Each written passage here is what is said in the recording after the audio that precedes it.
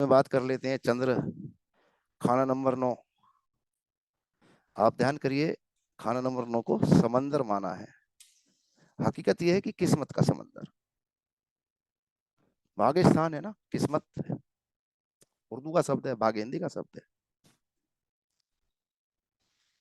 घड़े बराबर मोती मतलब मजबूत, बड़ा, अच्छा चंद्रमा।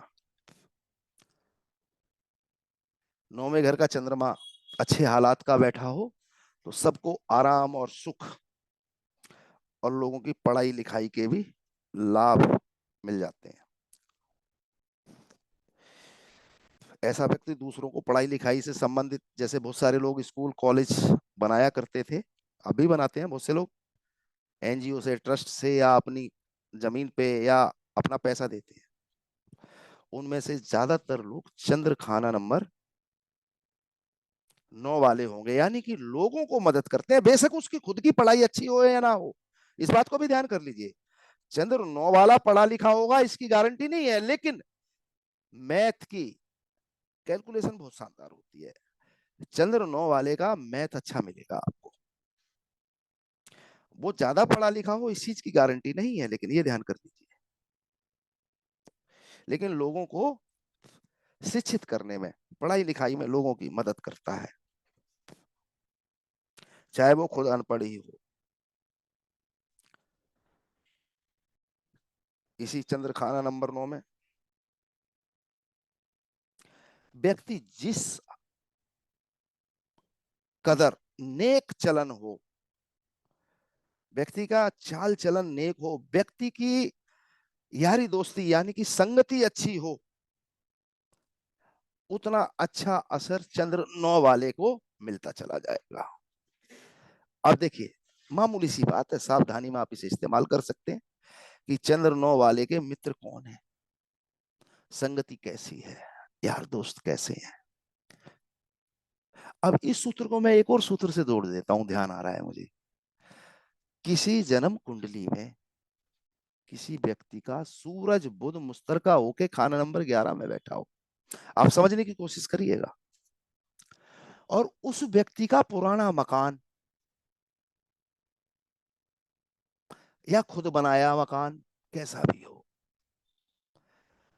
वो किसी ऐसे व्यक्ति को बेच दे जो शराबी कबाबी हो और चाल चलन से मंदा हो, शराब मांस खाता हो, उसका चाल चलन मंदा हो, चरित्रहीन हो।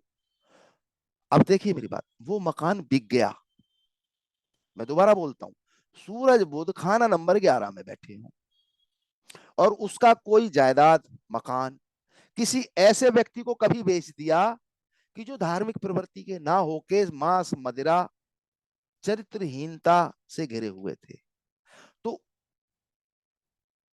उस बेचे हुए मकान का 10 साल बाद भी खुद के ऊपर असर आ जाता है। इसमें कई बार ऐसे हो सकता है कि मैं एक ज्योतिषी हूं, मेरे पास क्लाइंट आया, मैंने उसने बोला भाई मुझे प्रॉपर्टी बेचनी है, मैंने बोला एक सात्विक व्यक्तियों को बेचना, सात्विक परिवार को देना। उसने सात्विक को बेच दिया, और आगे फिर साल 2 साल 4 साल के बाद उस दूसरे मालिक ने उस प्रॉपर्टी के ना आगे किसी को बेच दिया, और वो सात्विक नहीं थे। अब देखिए मालिक तीसरा चला गया, वो शराबी कबाबी और चाल चलन के बुराई में थे, तो उसका भी असर मेरे ऊपर आ जाएगा। उदाहरण दे रहा हूं कि सूरज बुध मेरी जन्म कुंडली में खाना नंबर 11 में है, मैंने अपना पुराना मकान बेच दिया किसी को, और उस मकान का मालिक अब जो है वो शराबी कबाबी है, चरित्रहीन है, तो वो अंधा असर मेरे पे आज तक आ रहा है, ऐसे समझ लीजिए। मामूली सी सूत्र, बस इन पे नजर रखनी पड़ेगी आपको, कंटिन्यू प्रैक्टिकल करना पड़ेगा हर चीज का। जो मैं कह रहा हूं या तो मैं किताब से कहता हूं, बाकी जो मैं कहता हूं कि मेरा है मैं अलग से बोल देता हूं, लेकिन जब मैं बोलता हूं कि ये मेरा है तो उसको प्रैक्टिकल में लीजिए, डाउट में रखिए मुझे। तो भैया चंद्र खाना नंबर 9 वाले को चाल चलन और संगति का बहुत ध्यान रखना, बुरी गंदी सोबत से दूर रहे, नहीं तो जो चंद्रमा का जो समंदर है, मतलब दूध का समंदर है, मतलब घड़े बराबर जो मोती है, वो थुवर का दूध। थुवर क्या है? कैक्टस को बोलते हैं, लाल किताब में थुवर शब्द इस्तेमाल हुआ है। कैक्टस जहरीला दूध हो जाएगा। अब आप देखते रहे ना कि चंद्रमा खाना नंबर 9 में, और ये हो क्या रहा है। अरे भाई हो क्या रहा है, वो तो अब विष बन गया है, विषैला हो चुका है। अच्छे की संभावना का। अपने क्लाइंट में सबसे ज्यादा गौर करिए, सावधानियां। और रिक्वेस्ट करूंगा कि लिख के रखिए, मैं यही बोलूंगा अगर भूल जाते हैं तो। चंद्र खाना नंबर 9 के समय खाना नंबर 3 और 5 में चंद्रमा के दुश्मन बैठे हों। चंद्र 9 के समय 3 और 5 की दृष्टि 9 पे आती है, ध्यान कर लीजिए।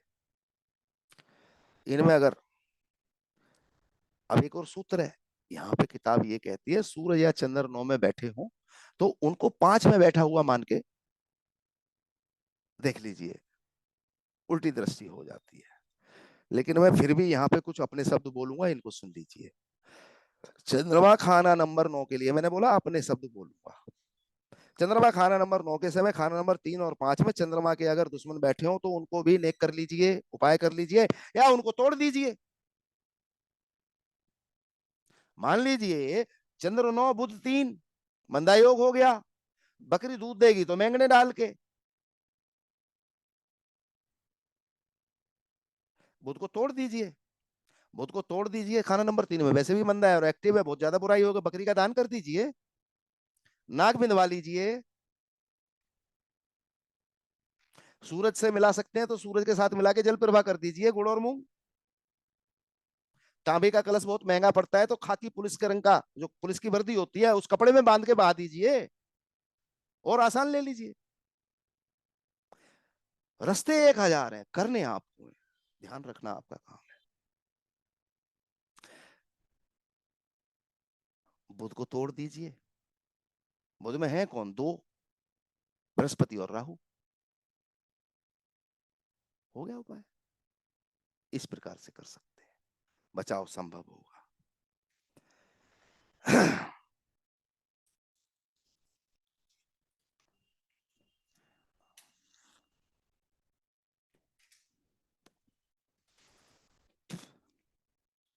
इसी में चंद्रमा को कायम कर लीजिए, चांदी धारण कर लीजिए, माता की सेवा करना शुरू कर दीजिए। पिट रहा है तो अपने घर की नींव में, और सुन लीजिए, खाना नंबर 9 के लिए बहुत सारे उपाय हमारी मकान की नींव में भी कामयाब होते हैं, हो जाते हैं। अपने घर की नींव में चांदी, चंद्रमा की वस्तु। अपने घर के कुएं, हेडपंप, समर वगैरह में हल्दी केसर। और भाई हल्दी केसर नहीं है तो पीपल की छाल निकाल लाओ, थोड़ी वो डाल दो। सोचो कहां तक सस्ते से सस्ता उपाय लो आप। पीपल के पेड़ की छाल, वो डाल दो, केसर नहीं डालनी, हल्दी नहीं डालनी, वो भी वही काम करेगी।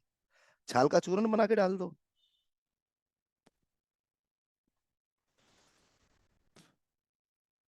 मंदिर में पीले, अब देखिए खाना नंबर 9 का संबंध खाना नंबर 2 से बहुत होता है। 9 और 2 एक दूसरे के लिए पूरक है, जड़ है।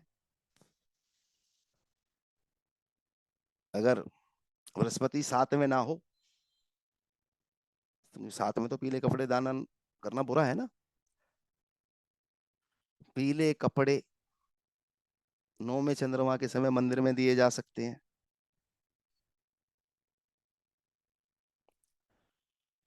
घड़े को पीला करके, मिट्टी के घड़े को, और उसमें दूध भर के भी मंदिर में दिया जा सकता है। और वही बात की घर की नींव में भी चांदी दबाई जा सकती है।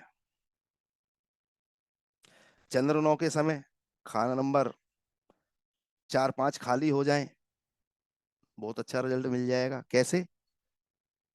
5 का मालिक सूरज है, स्थापित कर दीजिए। 4 में बृहस्पति ऊंच है, स्थापित कर दीजिए नॉर्थ ईस्ट में, और वो पूरब में। ऐसे भी किया जा सकता है। अब 4 के बृहस्पति के लिए मैंने उपाय पहले ही बता दिया है। कुएं में हल्दी केसर, या पीपल के दरख्त की, पेड़ की छाल भी डाली जा सकती है पीस कर। बात समझिए।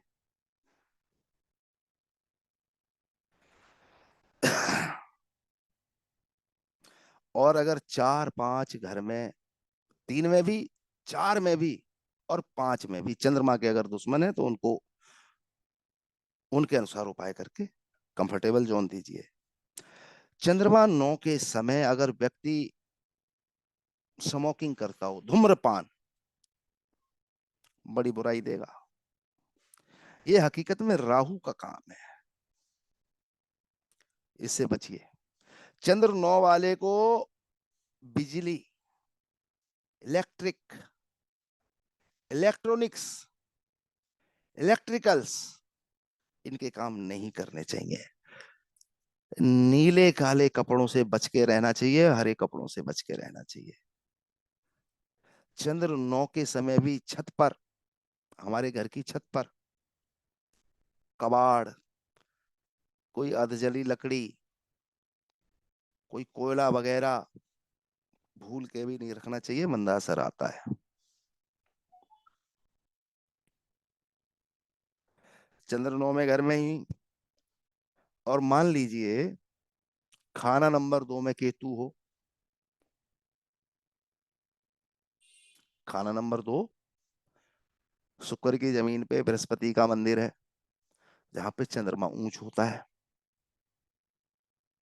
इस बात को समझिए। तो चंद्रमा के कंबल का दान मंदिर में ही बेशक करवा दीजिए। इस बात को समझिए, मंदिर में ही करवा दीजिए काला सफेद कंबल। खाना नंबर 5 में अगर बुध हो जाए तो भी राहु का दान और राहु का विसर्जन भी किया जा सकता है। फिर वाल्मीकि हमारा समाज है, जब भी राहु की कोई बुराई हो, आप वाल्मीकि को पकड़ लीजिए, जिनको वैसे हम लोग अपने लोकल लैंग्वेज में भंगी बोलते हैं। ये राहु का संपूर्ण प्रतिबिंब है, ऐसे समझ लीजिए, कंप्लीट राहु का। इनको भोजन करवाते रहिए, इनकी पालना करते रहिए। मेरी बात समझिए। आज भी सुबह मैं ऑफिस आ गया था लगभग 7 साढ़े 7 बजे। तो हमारी जो गली में सफाई करती है वो महिला थी, आज पुरुष नहीं था, अकेली थी। वो जो उनकी छोटी सी गाड़ी होती है, कूड़ा भर के लेके जा रही थी। तो मैंने मालूम है क्या कहा? जी जी, जो बहन शब्द है हमारी लैंग्वेज में, हरियाणा में, जी जी, चाय लिए? बोली भाई तू पिया दे। मैंने चाय वाले को बोला भैया इसको दीजिए चाय। और जी जी क्या लेगी? मट्ठी, फैन वगैरह जो भी होते हैं, पेटीज भी रखता है ना। बात समझने की कोशिश करिए आप। अब वो तो चलो स्त्री थी, लेकिन पुरुष की सेवा कही गई है, मर्द, लेकिन स्त्री की भी कर दीजिए, कोई प्रॉब्लम नहीं है। जब भी राहु मंदा हो, भंगियों को रात को सिराने रखे। सिक्के, आजकल तो 10 का सिक्का भी आ गया है, अमूमन ले ही लेते हैं। बाकी चाय पानी खाना, अगर आप लोग महीने 2 महीने में वाल्मीकि समाज के 1-2 लोगों को खुश करते रहें, जब राहु ज्यादा मंदे बुरे हालात में है, उनको भोजन कराइए, घर में बिठा लीजिए। आप अपने सोफे पे नहीं बिठा सकते, ज्यादा अंदर नहीं बिठा सकते घर में, तो आपके घर में आंगन होगा, चौक होगा या ड्राइंग रूम होगा, वहां पर चटाई बिछा के, दरी बिछा के, टाट बिछा के उनको भोजन करवाइए। भोजन कराने के बाद उनको आइसक्रीम, दूध की या रबड़ी, क्योंकि सर्दियों में जल्दी कोई खाएगा नहीं आइसक्रीम, तो रबड़ी खिलाइए। और जाते समय जो आपकी गुंजाइश हो उतने पैसे की शराब की बोतल एक एक लेके दे दीजिए। 2-4 महीने में करते रहिए, राहु कुछ भी नहीं कहता। और सुन लीजिए एक और सूत्र, लाल किताब के अनुसार नीलम राहु की वस्तु है। जब आपको राहु हद दर्जे तक परेशान करने लग जाए, नीलम जो पत्थर है, ये सिर्फ लाखों और हजारों में ही नहीं, एक्चुअली होता क्या है, इनकी जो ओरिजिनल नीलम की जो मात्रा है वो पत्थर में कम ज्यादा हो जाती है। असली ही 200 रुपए वाला भी मिल जाएगा और असली नीलम 2 लाख में भी मिल जाएगा। 2-4 नीलम शनि मंदिर में शनिदेव महाराज के सामने जाके रख के प्रार्थना कर लीजिए, महाराज अपने अनुचर को संभालिए, अपने एजेंट को संभालिए, राहु बुराई छोड़ देता है।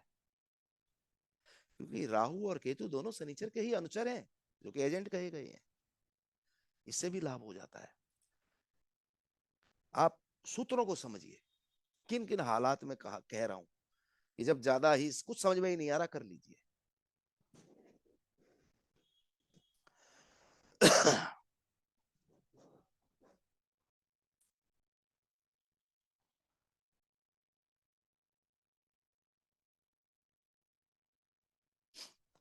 एक और सूत्र है, चंद्रमा के साथ शुक्र हो या शुक्र चंद्रमा को देखता हो, नौवे में चंद्रमा के साथ शुक्र हो या शुक्र चंद्रमा को देखेगा कहां से, 3 से 5 से या 7 ही हो, तब भी चंद्रमा के फल को मंदा कर देता है। और सुन लीजिए, चंद्रमा के तो फल को वो बर्बाद करता है और खुद भी बर्बाद हो जाता है। जब चंद्रमा की दृष्टि, माफ करना, शुक्र की दृष्टि चंद्रमा पे हो या चंद्रमा के साथ शुक्र हो, खुद भी मंदा हो जाएगा, बर्बाद हो जाएगा और चंद्रमा को भी मंदा कर देगा। लेकिन ये बुराई बढ़ेगी किन हालात में, ये सूत्र है बड़ा। जब शुक्र का संबंध पाप से हो जाए।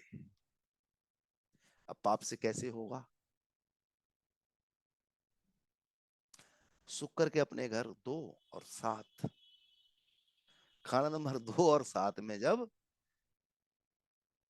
पाप राहु केतु बैठे हो, तब ये शुक्र भी ज्यादा बर्बाद होगा और ये शुक्र चंद्रमा को भी ज्यादा बर्बाद कर देगा। वैसे भी चंद्र और शुक्र के योग को लाल किताब में अच्छा तो माना नहीं गया है। इसकी बुराइयां देखी, स्किन तक की प्रॉब्लम हो जाती है, आंखों तक की प्रॉब्लम हो जाती है, सास बहू के झगड़े तक हो जाते हैं, बंदा ही होगा। तो शुक्र का दृष्टि संबंध या साथी हो जाना चंद्रमा के साथ, साथ बैठा हो एक घर में, नौमे में, तो ये मंदा है। लेकिन इसका मंदा असर और ज्यादा बढ़ जाएगा जब शुक्र के घरों में राहु केतु बैठ जाए।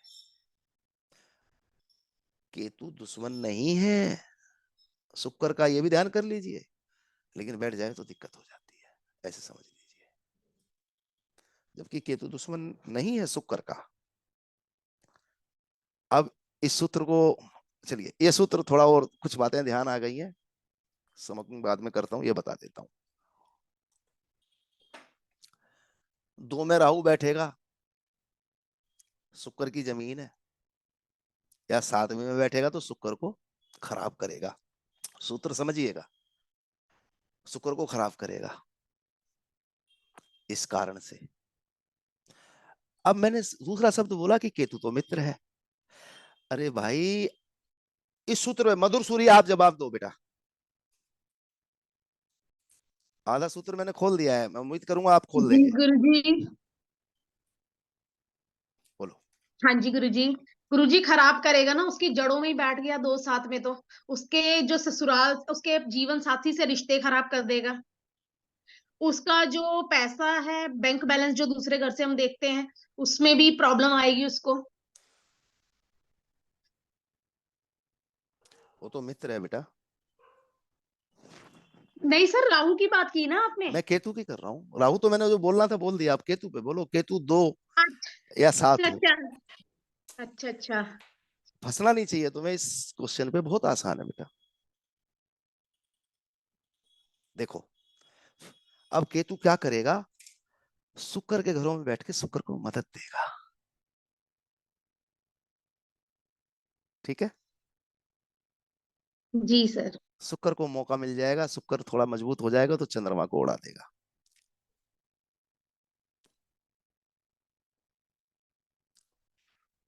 कुछ समझ में आया? जी सर जी। दो दुश्मन जब इकट्ठे हो जाए, जो दो मित्र इकट्ठे हो जाएंगे, तो जो दुश्मन है उसकी चलेगी कहाँ। केतु 2 में या 7 में बैठेगा तो शुक्र को मदद देगा। और शुक्र को अगर इनकी, क्योंकि शुक्र तो 9वें घर में नीच कहा गया है ना, मंदा। अब जो शुक्र की जो ताकत मिलेगी केतु 2 या 7 में बैठने की वजह से, वो बुराई की तरफ चली जाएगी। बुराई की तरफ चली जाएगी तो इसमें संभव है चरित्रहीनता आ जाए, और चंद्रमा को तो उड़ाएगा उड़ाएगा। तो शुक्र के मंदे असर हो सकता है खुद में ना आए, खुद के जीवन साथी में चरित्रहीनता दे दे। बात को समझो।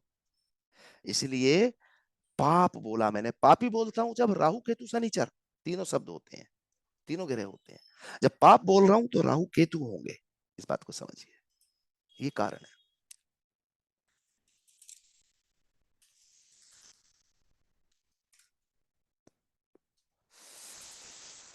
इसमें उपाय भी, पापी ग्रह का उपाय जो भी होता है, राहु 2 का भी होता है, राहु 7 का भी होता है, वो भी करिए।